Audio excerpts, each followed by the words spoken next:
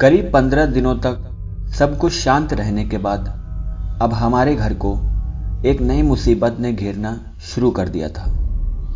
अब ईंट पत्थर की बरसात तो नहीं आती थी, लेकिन सफेद कपड़े पहना आदमी दिखने से पहले जले हुए मांस की बदबू आती थी और फिर वो आदमी प्रकट हो जाता था।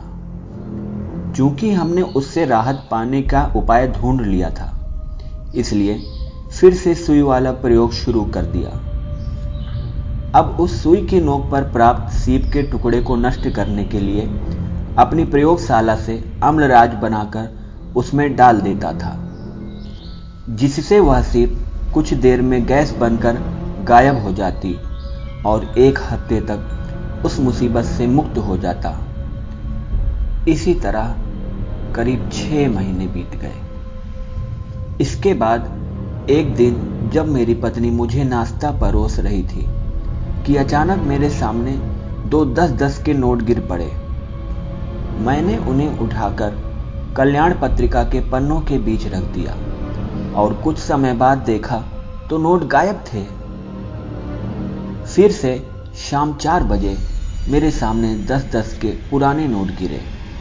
उसे उठाकर तुरंत मैंने मजदूरी लेने आए मजदूरों को दे दिया। इसी तरह असमंजस तथा ऊहापोह के बीच समय गुजरता रहा। हाँ, इसी बीच एक जार में करीब 5 किलो चीनी भी भरी मिली तथा दूसरे दिन एक दूसरे जार में करीब 500 बीड़ी के टुकड़े भरे मिले। रात को सोते समय पत्नी दीवार की तरफ और मैं बाहर की तरफ सोता था। चूंकि उस उपद्रव में कुछ कमी आ गई थी और उस मुसीबत से लड़ने का उपाय भी मिल गया था, इसलिए मैं निश्चिंत हो गया था। लेकिन एक रात सोते समय उस दुष्ट छाया ने मेरी पत्नी को उठाकर पलंग के नीचे जमीन पर फेंक दिया और वो बेहोश हो गई। मैं उसे होश में लाने की कोशिश करने लगा, लेकिन उसे होश नहीं आया।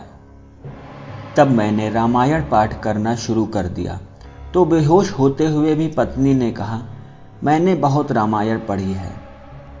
फिर मैंने हनुमान चालीसा पाठ करना शुरू कर दिया। फिर बेहोश में पत्नी ने बोला, इसे पढ़ना बंद करो, मुझे बदबू आ रही है। मैंने पढ़ना बंद कर दिया। कुछ देर बाद पत्नी होश में आ गई। अब मुझे एक दूसरा हथियार भी मिल गया था, पर मैंने सोचा इस तरह कितने दिनों तक मुकाबला करता रहूंगा। यही सोचकर एक पहुंचे हुए साधु मौनी बाबा के पास गया, जो जमीन के अंदर एक खोह बनाकर रहते थे। मैंने उन्हें अपनी परेशानी सुनाई। कुछ देर ध्यान लगाने के बाद उन्होंने कहा कि आपकी पत्नी को जिन्न ने पकड़ लिया है। आप एक सूअर ले आइए और उसे घर में बांध कर रखिए। सूअर की आवाज से जिन्न भाग जाएगा। मौनी बाबा से परामर्श लेकर मैं घर लौटा और जैसे ही घर में प्रवेश करने लगा, दरवाजे के पास करीब 1 सूप सूखा मानवमल गिर गया। अब सूअर रखने पर भी मेरी परेशानी खत्म नहीं हुई। मैंने सूअर एक डोम को दे दिया।